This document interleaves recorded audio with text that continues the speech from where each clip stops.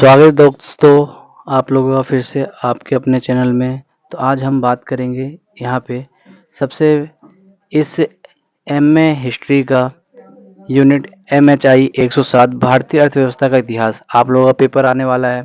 ठीक है, तो आप लोगों का पेपर आने उससे पहले मैं ये टॉपिक आपको कवर करवा दूंगा जिसमें आपके पेपर में बहुत अच्छे मार्क्स आ जाएंगे। और अगर आपको ये पूरी पीडीएफ चाहिए तो इस पीडीएफ को लिए आप मेरे को कमेंट करें या फिर मुझे आप मैसेज भी कर सकते हैं। ठीक है, तो शुरू पहला क्वेश्चन जैसे आप लोग देख रहे हैं कि 18वीं शताब्दी सार्वभौमिक रूप से अवंती की शताब्दी थी। इसके बारे में बताने है कि 18वीं शताब्दी के समय में हमारे को इतनी कठिनाइयों का सामना क्यों करना पड़ा और पूरे इतिहास के अंदर 18वीं शताब्दी को बहुत महत्वपूर्ण माना जाता है। ठीक है, ये आपने पढ़ना है कि ये जो महत्वपूर्ण क्यों था, क्योंकि यहाँ राजनीतिक, आर्थिक और सांस्कृतिक परिवर्तन यहाँ देखने को मिले हैं हम लोगों को।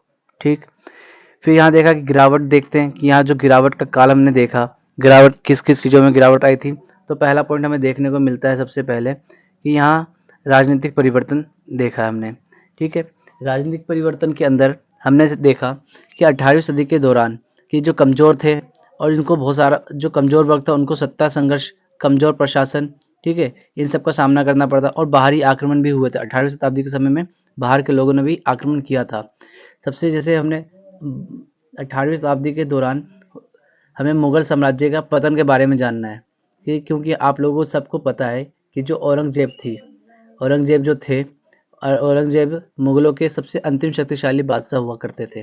तो इनकी मृत्यु हो जाती है 1707 में। ठीक है, 1707 में क्या हो जाती है? मृत्यु। और मृत्यु के बाद जो ये औरंगजेब थे, ये काफ़ी औरंगजेब मरने के बाद यहाँ के जो ये जो मुगल साम्राज्य था इनका, ये काफ़ी धीरे धीरे पतन होने लग जाता है। ठीक है, क्योंकि यहाँ पे जो सबसे अंतिम शक्तिशाली बादशाह थे औरंगजेब, उनका मृत्यु हो जाता है और मृत्यु होने के बाद मुगल साम्राज्य का पतन तेजी से हो रहा था। उसके उत्तराधिकारियों के बीच में क्या था? शासक साबित होते थे जो विद्रोही करते थे। इनके बीच में भाई विद्रोह होता था, लड़ाई वगैरह होती थी। फिर हमने देखा कि यहाँ पे महत्वपूर्ण साउथ की तरफ देखने को मिलता है हमें मराठा साम्राज्य जो महाराष्ट्र में निकल कर आए। मराठा साम्राज्य आते हैं जो मुगलों के लिए भाई सत्ता स्थापित, जो मुगलों के लिए किसका कारण बनते हैं? ठीक है, जो मुगलों को सत्ता को चुनौती देते हैं। फिर यहाँ पे देख लो तो 1739 में नादिर शाह, ठीक है, नादिर शाह एक राजा था। नादिर शाह क्या करता है? दिल्ली पर हमला करता है और अहमद शाह अब्दाली ने कई बार हमला किया है। अहमद शाह अब्दाली वही है जिसने पानीपत का तीसरा युद्ध लड़ा था और पानीपत का तीसरा युद्ध जीता भी था। किससे जीता था? पानीपत का जो तीसरा युद्ध था किससे जीता था भाई, जल्दी बताओ। तो अहमद शाह अब्दाली जीता था। कि किसने लड़ा था? अहमद शाह अब्दाली ने लड़ा था। किनके भी? ये जो मराठा है ना, मराठा साम्राज्य, इनके विरुद्ध में लड़ा था। और ये मराठा साम्राज्य की हार हो गई थी और जीत कौन गए थे? तो आप सभी को पता है पानीपत की तीसरी लड़ाई में अहमद शाह अब्दाली जीत गया था। ठीक, इसका आगे हम देखते हैं कि मध्य एशिया में ऑटोमन साम्राज्य आ गया था। ठीक है, ऑटोमन साम्राज्य का ने अपने चरम बिंदु अंत भारी खतरों का सामना किया था। इस यूरोपीय शक्तियों का आगमन हो गया था जो आंतरिक दबाव, गुटबंदी और प्रशासनिक असंतुलन ऑटोमन साम्राज्य को कमजोर कर दिया।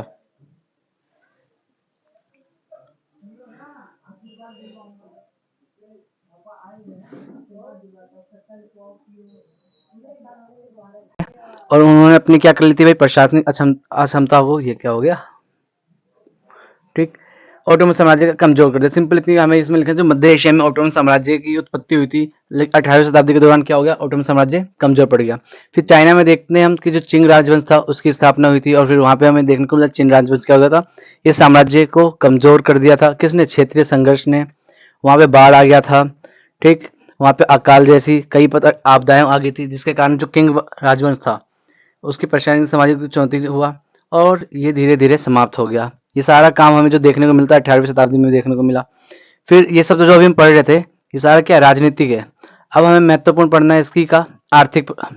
आर्थिक में आपको लोगों को पढ़ना है उपनिवेशवाद और व्यापार। इसमें अंग्रेज लोग आते हैं। तो अंग्रेज लोग जो आए थे एशिया, अफ्रीका और अमेरिका, इन सब क्षेत्रों पर वो अधिकार कर लेते हैं और यहाँ का क्या करते हैं? वो शोषण करते हैं। अटलांटिक ये दास व्यापार ने लाखों अफ्रीकी गुलामियों के लिए अमेरिका में भेजा। आप लोगों को पता है जो दास व्यापार किया जाता था। ठीक है, तो दास व्यापार ये लोग करते थे। लाखों जो दास लाया जाता था वो अफ्रीका से लाया जाता था। ठीक है, और अमेरिका वगैरह भेजा जाता था। युद्ध में भी ये लोग अपने दासों को ही इस्तेमाल किया करते थे।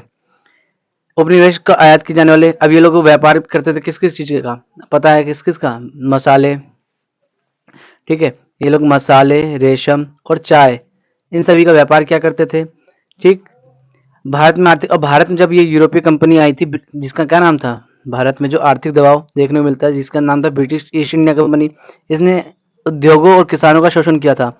अब क्यों, कैसे शोषण किया, क्यों उन्होंने अपने उद्योगों को, जो पारंपरिक उद्योग जो भारत के अंदर चलते थे, और हथकरघा उद्योग, जो जिसे हम हस्तनिर्मित कपड़े बनाते थे, हस्तनिर्मित उत्पादन करते थे, ब्रिटिश औद्योगिक उत्पादों ने इनके कारण क्या हो गया, नष्ट हो गया। इनकी बाहर ब्रिटिश यानी ब्रिटेन से जो भी सामान आता था बहुत ही सस्ता होता था, जिसके कारण यहाँ पर हस्तनिर्मित वस्तुओं का होना बंद हो गया। कंपनी ने, अगला हमारे पास कंपनी दीवानी लागू कर रखी थी, कई प्रकार की व्यवस्था, टैक्स वगैरह यहाँ पे रख रखा था। ठीक है। जो क्योंकि यहाँ पे हमें जो किसानों पर कई प्रकार के टैक्स लगा रखे थे। ठीक।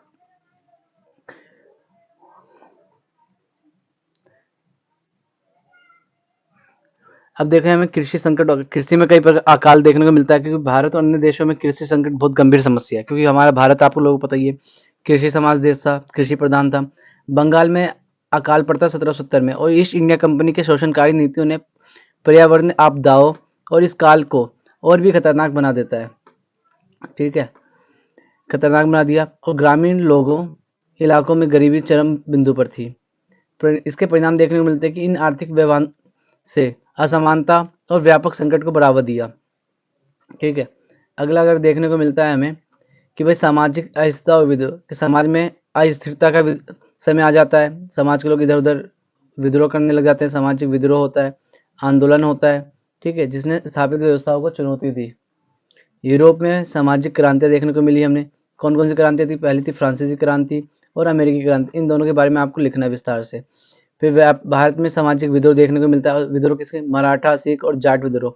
इन सब जो छोटे छोटे क्षेत्रीय राजवंश आए, क्षेत्रीय शासक आए थे, इन लोगों ने आपस में मजबूत किया, अपने आप को मजबूत किया और मुगलों को कमजोर कर दिया। हमने ऊपर ही पढ़ा था। ठीक है, मुगलों को इन्होंने कमजोर कर दिया, किसानों आदिवासियों ने भी किया। ठीक है, तो ये 18वीं शताब्दी के दौरान देखने को मिलता है हमें। सांस्कृतिक ठहराव है, वैज्ञानिक और बौद्धिक प्रगति में की कमी आ गई, क्योंकि विज्ञान ज्ञानोदय में प्रभाव को धीमी गति से पहुंचा। एशिया और अफ्रीका में कई समाज धार्मिक रूढ़ियों में बंधे होते, यानी धार्मिक विचारधाराओं की वहाँ पे आवाज था, जिसके कारण वो लोग नहीं कर पाते। सेंसरशिप और रूढ़िवादी, सेंसरशिप और रूढ़िवादी के अंदर क्या टॉपिक हमारे अंदर, हमारे पास कि भाई इस समय धार्मिक कट्टरता और परंपरागत प्रचलित था। नए विचारों और रचनात्मक दबानों के लिए सेंसरशिप का प्रयोग किया गया। सेंसरशिप क्या होता है, जब जब आप कोई ऐसी बातें लिखती है जो सरकार के विरुद्ध हो, जब आप ऐसे कोई बातें छापते हो जो सरकार के विरुद्ध होती है, तो सरकार मीडिया पर सेंसरशिप लागू कर देता है, जिससे उन सब बातों को कटौती की जा सकती है। ठीक है, इसके अंदर विकास और प्रगति तक ज्ञानोदय का प्रभाव, औद्योगिक क्रांति की शुरुआत, ये सारी बातें इसके अंदर देखने को मिलती है हमें, निष्कर्ष वगैरह। अब दूसरा क्वेश्चन देखते हैं हम। दूसरा क्वेश्चन कि भाई 19वीं शताब्दी के उत्तरार्ध में, 19वीं शताब्दी के उत्तरार्ध में भारतीय व्यापारिक अर्थव्यवस्था में भारतीय व्यापारियों की क्या भूमिका थी, भूमिका क्या कहती थी वो लोग। तो याद रखना, जो भारतीय व्यापारी थे वो रीढ़ की हड्डी थी, किसके, आर्थिक की रीढ़ की हड्डी थी। उनका घरेलू व्यापार नेटवर्क का संचालन था। ठीक है, घरेलू व्यापार का मतलब वो लोग, एक भारतीय जो व्यापार था वो तो शुरुआत में अंतर्राष्ट्रीय व्यापार तो करते ही करते थे, घरेलू व्यापार यानी अपने देश के अंदर भी व्यापार करते थे, किस किस का, कपड़े का, मसाले का, धातु का, आभूषण का और अनाज जैसे उत्पादों का व्यापार भी करते थे। अब कपड़ा उद्योग के अंदर देखो तो कपड़ा उद्योग में कौन कौन से राज्य है, गुजरात, महाराष्ट्र और बंगाल के व्यापारी यहाँ पे देखने को मिलता है हमें। बंगाल में सूती वस्त्र बहुत फेमस था, मध्य एशिया में बंगाल का सूती वस्त्र बहुत फेमस था, यूरोप और मध्य एशिया में। अब बाजारों को जोड़ना व्यापारी ग्रामीण इलाकों से उत्पादों को कस्बों में शहरों तक लाते थे, बड़े व्यापार केंद्रों में पहुंचाते थे। अगला अंतर्राष्ट्रीय व्यापार में भूमिका, औपनिवेशिक नीतियों ने पर प्रतिक्रिया, रेलवे बुनियादी ढांचे का विस्तार। ये आप इसके बारे में अंदर लिख सकते हो बहुत सारा, कि जो रेलवे का आविष्कार कौन करता है, ब्रिटिश शासन के समय हमें रेलवे का आविष्कार देखने को मिलता है। ठीक है, आप लोगों को पता ही है भारत में सबसे पहले रेलवे कब बनाई गई थी, जल्दी बताओ। तो आप लोगों सभी को पता ही है 1853 में रेलवे का आविष्कार किया जाता है। ठीक है, 1853, ठीक है, रेलवे का आविष्कार किया जाता है। और इस रेलवे के बहुत सारे फायदे देखने को मिलते हैं। लाभ क्या था, माल की आवाजाही तेज और सस्ती, एक जगह से दूसरी जगह कोई सामान ले जाया गया और जल्दी ले जाया गया, और वो जो था सस्ती था, क्योंकि पहले जो जहाज से ले जाया जाता था, जहाज से ले जाने के लिए वो सामान बहुत ज़्यादा कीमत सस्ती कीमत देना पड़ता था। भारतीय व्यापारियों ने रेलवे का उपयोग वस्त्र, अनाज और अन्य सामग्रियों के परिवहन के लिए किया था। वे बंदरगाहों और शहरों के बीच माल का आदान प्रदान सुगम बनाने में शामिल थे। ठीक है, ये तो भाई हो गए उसके। ब्रिटिश नीतियों का विरोध किया गया, स्वदेशी आंदोलन का समर्थन किया गया, असमान नियमों का विरोध किया गया, निर्यात और आयात में भारी भागीदारी, व्यापार में भागीदारी, निर्यात व्यापार में योगदान किया गया, कपास और जूट का निर्यात किया गया। ठीक है, चाय का प्रसार हमें देखने को मिलता है। चाय का कहाँ पे था? असम में। असम और दार्जिलिंग की चाय के यूरोप में अन्य देशों में मदद मिलता है। आयात और व्यापार का संचालन, वित्तीय और बैंकिंग गतिविधि, साहूकारी और बैंकिंग गतिविधि, यानी कि ये लोग अपने व्यापारी, छोटे किसानों और छोटे व्यापारियों को ऋण प्रदान करते थे और उनकी व्यापारिक गतिविधियों में महत्वपूर्ण भूमिका लेते थे। लेकिन बाद में ये लोग जब ऋण वापस लेते थे तो उसके साथ बहुत ही ज़्यादा कीमत पे ब्याज वगैरह भी टैक्स लेते थे। फाइनेंस जैसे सेठ साहूकार केवल व्यापारी नहीं, आर्थिक निर्णयों से भी निर्माता थे। ठीक है, सब आप देख सकते हो। स्वतंत्रता संग्राम में योगदान, कई व्यापारी ने निष्कर्ष वगैरह। अगला है जनजातीय अर्थव्यवस्था पर औपनिवेशिक हस्तक्षेपों का प्रभाव, यानी जब भारत में अंग्रेज लोग आ गए तो उससे जनजातीय अर्थव्यवस्था पर क्या प्रभाव पड़ा। ठीक है, तो ये पारंपरिक आर्थिक प्रणाली का विघटन हो गया। जो इनकी शुरुआती प्रणाली वगैरह थी वो सब खत्म हो गई। भू राजस्व और भूमि स्वास्थ्य, इन सब पे टैक्स का लगा दिया गया। राजस्व समझौते, टैक्स लगाने के लिए कई बार समझौते किए गए। जो स्थायी बंदोबस्त, ठीक, रैयतवाड़ी और महालवाड़ी प्रणाली के माध्यम से भी थी। स्थायी बंदोबस्त किसे कहते हैं? तो ये देख लो, ये बंगाल पर लागू किया गया था स्थायी बंदोबस्त, जिसमें जमींदारों को भूमि के मालिक को कर संग्रहता के रूप में नियुक्त किया गया था। रैयतवाड़ी क्या थी? मद्रास और बम्बई में लागू थी, जिसमें व्यक्तिगत किसानों को कर चुकाना पड़ता था। मालवाड़ी क्या था? उत्तर भारत में, जिसमें पूरे गांव को एक इकाई मानकर टैक्स लगाया जाता था। ठीक है, तो यानी कि तीन व्यवस्था थी। तीन कौन कौन सी है यहाँ आपको दिखा देता हूँ मैं। पहली थी स्थायी बंदोबस्त, दूसरी थी रैयतवाड़ी और तीसरी थी महालवाड़ी। ठीक है, तीन बंदोबस्त हमें देखने को मिलता है अंग्रेजी शासन के दौरान। आदिवासी इन व्यवस्थाओं के लिए मानसिक और आर्थिक रूप से तैयार नहीं थे। उन्हें कर और नहीं चुकाने थे, इसलिए स्थिति को में अपनी भूमि खोनी पड़ी। यानी जो लोग टैक्स वगैरह नहीं देते थे, ठीक, तो उनकी भूमि को नीलाम कर दिया जाता था। ठीक है, ये आपको पता ही है, जो लोग टैक्स वगैरह नहीं देते थे। अगला भूमि हस्तांतरण। ये लोग क्या करते थे? अपनी मम्मी के नाम पे भूमि रखते थे। औपनिवेशिक नीतियों के तहत आदिवासियों की भूमि गैर आदिवासी और व्यवसायी को हस्तांतरित कर दिया गया। औद्योगिक विकास में नकदी फसलों की खेती के लिए आदिवासी भूमि की व्यापक पैमाने पर हानि हुई।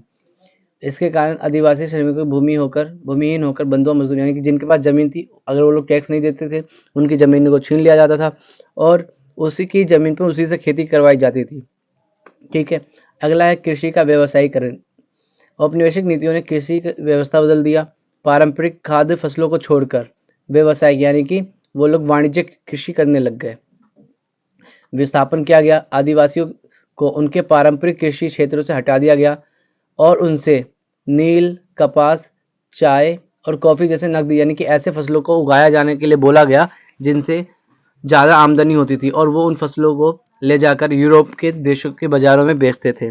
ठीक है, आदिवासियों का विस्थापन न केवल उनकी आजीविका बल्कि उनका सांस्कृतिक पहचान को भी कमज़ोर करता था। आर्थिक के हिसाब से देखा जाए तो नकदी फसलों की खेती में ने आदिवासी समाज की बाहरी बाजारों पर निर्भर कर दिया।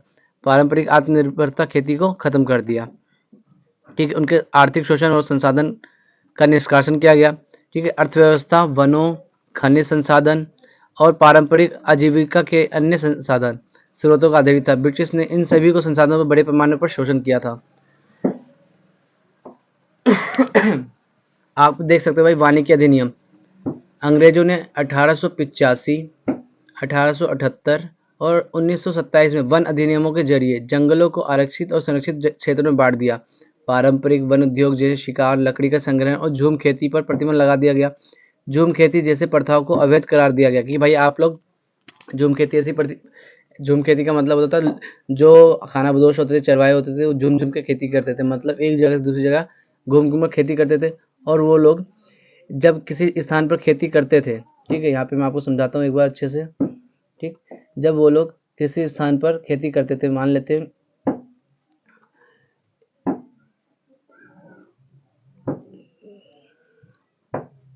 ठीक है, ये कोई स्थान है जहाँ पे उन्हें खेती करना था। ठीक,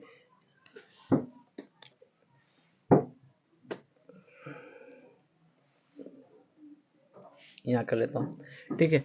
तो ये आपको कोई जगह जहाँ पे खेती करना था। अब इस खेती स्थान पर वो लोग क्या करते थे भाई, फसल, यहाँ पे बहुत सारी जंगल वगैरह है, ठीक है। तो यहाँ पे अगर जंगल वगैरह हुआ करता था, तो वो लोग क्या करते थे, इन सारी जंगलों को, ये मान लो यहाँ पे सब बहुत सारे जंगल वगैरह था, तो इन सारी जंगलों को आग लगाकर जला दिया करते थे। जला देने के बाद अब भूमि खाली पड़ जाती थी, उसी पर वो लोग खेती करते थे। इसे कहते थे झूम खेती, ठीक है। समझ में आ गया होगा आपको। दूसरा, वाणिज्यिक कृषि का शोषण किया गया। औपनिवेशिक शासन ने सगौन, साल और देवदार जैसे कीमती लकड़ी के वृक्ष, ये वृक्षों के प्रकार है, कोयला और अन्य वन उत्पादों का निर्यात, ठीक है, और अन्य वन उत्पादों का निर्यात बढ़ाने के लिए वनों का दोहन किया गया, वनों को काटा गया और उनका व्यापार किया गया। कौन कौन से व्यापार वन थे, सागौर, साल और देवदार जैसे कीमती लकड़ी के वृक्षों को काटा गया, कोयला जो खदानों से निकाला गया था। आदिवासियों को इन वाणिज्यिक गतिविधियों में श्रमिक रूप से मिला गया, यानी कि उनसे एक बार लेबर के रूप में काम करवाया जाता था। उनकी पारंपरिक भूमि या संसाधन का कोई मुआवजा नहीं मिला था, यानी कि उनको जबरदस्ती काम करवाया जाता था और काम के बदले उन्हें कोई भी पैसा नहीं दिया जाता था। इससे स्थानीय जनजातियों को आर्थिक नुकसान हुआ और उनके वन अधिकारी पूरी तरह समाप्त कर दिए गए, ठीक है। यहाँ देखने को मिलता है हमें भू खनन और संसाधन निष्कर्षण में भूमि विस्थापन। खनिज संपदा जैसे कोयला, लोहा, बॉक्साइट की खुदाई ने आदिवासी भूमि और पर्यावरण पर गंभीर प्रभाव डाला, ठीक है। ये सारा लिखना है आपको। पर्यावरणीय क्षरण, पर्यावरण को बहुत नुकसान पहुंचा। जनजातीय व्यापार और अर्थव्यवस्था प्रभाव, अब उनके अर्थव्यवस्था पर क्या प्रभाव पड़ता है, व्यवसायीकरण और बाजार एकीकरण। अब एकीकरण में बाजार किसका आ गया था, औपनिवेशिक अर्थव्यवस्था की आ गई थी, ठीक है। बाजार पर निर्भरता, बाजार पर निर्भरता का व्यापार, बाजार पर निर्भरता का विस्तार। औपनिवेशिक प्रशासन ने भारतीय बाजारों का यूरोपीय बाजारों से जोड़ने के लिए व्यावसायिक नीतियां लागू कर दी, ठीक है। इन्होंने कई प्रकार की नीतियों को लागू कर दिया गया, जिसका प्रभाव जनजातीय आर्थिक संबंधों के ऊपर पड़ा, ठीक। व्यवस्था पर निर्भर थे। अब उन्हें वस्तु विनिमय प्रणाली की बजाय नगद लेन देन का सामना करना पड़ता था। ये पता है आप लोगों को भाई, वो लोग पहले किसका उपयोग करते थे, वस्तु विनिमय प्रणाली का उपयोग करते थे, ठीक है। तो वस्तु विनिमय प्रणाली का मतलब होता था एक वस्तु के बदले दूसरी वस्तु को देना। लेकिन जब ये आ गया, औपनिवेशिक कारण आ गया, तो ये धीरे धीरे ये सब खत्म हो गया था। विदेशी बाजारों पर निर्भर हो गए और वो लोग आदिवासी व्यापार पहले मुख्यतः उनके समुदायों के भीतर करते थे, लेकिन अब व्यापार जो था औपनिवेशिक बाजारों द्वारा नियंत्रित होने लगा था, ठीक है। बिचौलिए और व्यापारी द्वारा शोषण किया जाने लगा। जो बिचौलिए थे और व्यापारी थे, वो लोग गरीब लोगों का शोषण करने लग गए थे।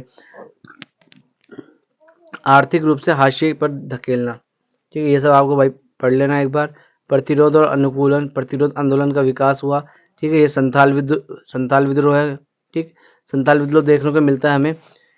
संथाल विद्रोह भारतीय इतिहास में महत्वपूर्ण आदिवासी प्रतिरोध आंदोलन था, ठीक है। ये आंदोलन में आपको थोड़ा सा इसकी कहानी बता दूं तो संथाल विद्रोह क्या थे, ये लोग पहाड़ी जनजातियों के विरोध काम करते थे। ये लोग मैदानी क्षेत्र में रहते थे और जाकर अंग्रेजों के खिलाफ इन्होंने अंग्रेजों से हाथ मिला लिया था कि भाई हम पहाड़ी लोगों को हटा देंगे तो आप लोग हमें एक जगह दे दोगे। लेकिन बाद में अंग्रेज लोग इनको ही हरा देते हैं, इनकी बात नहीं मानते हैं और ब्रिटिश शासन और औपनिवेशिक व्यापारियों के खिलाफ ये लोग संघर्ष करते हैं। इसके परिणाम संतालों को कुछ क्षेत्रीय स्वतंत्रता मिलती है और ब्रिटिश प्रशासन को अपनी नीतियों में कुछ बदलाव करने पड़ जाते हैं, ठीक है। इसी तरीके से दूसरा था हमारे पास मुंडा विद्रोह। मुंडा आदिवासियों ने भारतीय उपमहाद्वीप में साम्राज्यवाद, शोषण और भ्रष्टाचार के खिलाफ विद्रोह किया। रज्जू बाबू, ठीक है, नाम याद रखना, रज्जू बाबू के नेतृत्व में यह आंदोलन भूमि अधिकारों और स्थानीय स्वायत्ता के लिए लड़ा गया, ठीक है। मुंडा विद्रोह ने औपनिवेशिक और जाति प्रेरित किया। मुंडा जो विद्रोह है ये एक बेसिकली एक नाम था, बिरसा मुंडा, ये एक संप्रदाय था, एक समुदाय था, उसके ऊपर नाम रखा गया था ये, ठीक है। ये सब देख लेना आप लोग और आप लोग जल्द यहाँ सब्सक्राइब करो, ठीक है। मेरे चैनल सब्सक्राइब करो क्योंकि इसका सेकंड पार्ट में लाने वाला हूँ जो इससे ज़्यादा इम्पोर्टेंट होने वाला है। तो आप लोग सब्सक्राइब करना भूलना नहीं, ठीक है।